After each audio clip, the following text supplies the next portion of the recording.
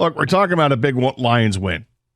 The reaction that you had. Love to know what the first reaction was. And, be honest with yourself and be honest with me. All right? Because it was creeping into my head a little bit watching the end of the game and seeing the Vikings have a chance, and not only have a chance to to come back, but a chance to win the game if they'd scored a touchdown the last drive. And things were setting themselves up to be the ultimate SOL scenario, right? Beat the Vikings, you win the North. Lose to the Vikings, and you may not win the North. May run in some trouble here. Because you got Dallas, then you got the Vikings again, who could be for all the marbles at the end of the season. And the Vikings are in this position because an extra point was blocked. You're not going to let Nick Mullins beat you, are you? All that had to be creeping into your minds. I'm honest here. It crept into my mind too. I'm like, you got to be kidding me. Don't let this happen. Don't let this happen. And, they convert, what was it, a 3rd and 37 or something, or 3rd and 27? Crazy that they were able to convert that to a first down, but it didn't matter because the Lions were able to take care of business. Melifonwu gets the pick on looked like an errant pass. When you watch it, it's a wobbly pass.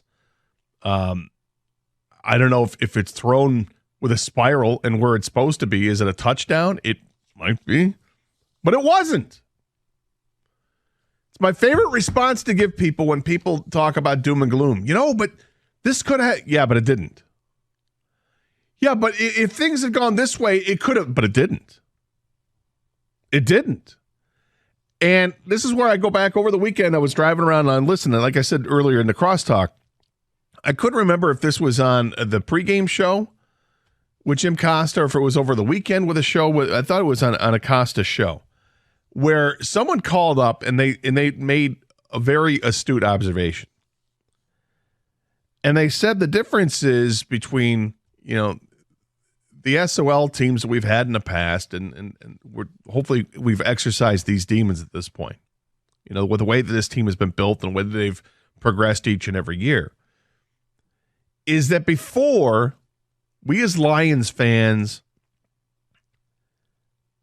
expected that they were going to find a way to lose the game in all unique facets, right? That's the ultimate SOL, is that, well, you'd find a way to lose the game because they didn't complete the process, or the official picked up a flag when they shouldn't have, or they had a bad punt out of bounds that went 15 yards when you needed to pin them deep, or there was a sack fumble score at the end, whatever it was, a drop first down pass on a key play. A million ways to die when you're in the world of SOL. And we saw just about every way that you can lose before. The Lions seem to find a way to lose those games. Every time something big happened. No, it's no problem. We got this, right? We're taking on the Packers, and it's Matt Flynn at quarterback. Who's this guy? Well, they just beat you. Things like that. SOL. The difference between those teams and now, the caller pointed out, and I want to give him all the credit in the world. Back then, you expected they'd find a way to lose. Now, with this team, under this regime and this leadership, and these players, instead of finding ways to lose the game, they're finding ways to win the game. So instead of giving up the late touchdown, they come up with a big pick. And there it was. Now, things could have been a lot easier on them had Kaminsky simply fallen on the ball when it was jarred loose, rather than trying to pick it up and score. Just fall on it, and the game's over. But that wasn't the case, and it got a little nerve-wracking towards the end. But 248-539-9797 is a telephone number. Same number to text. I want to hear from you folks. Get your reactions from the game. What you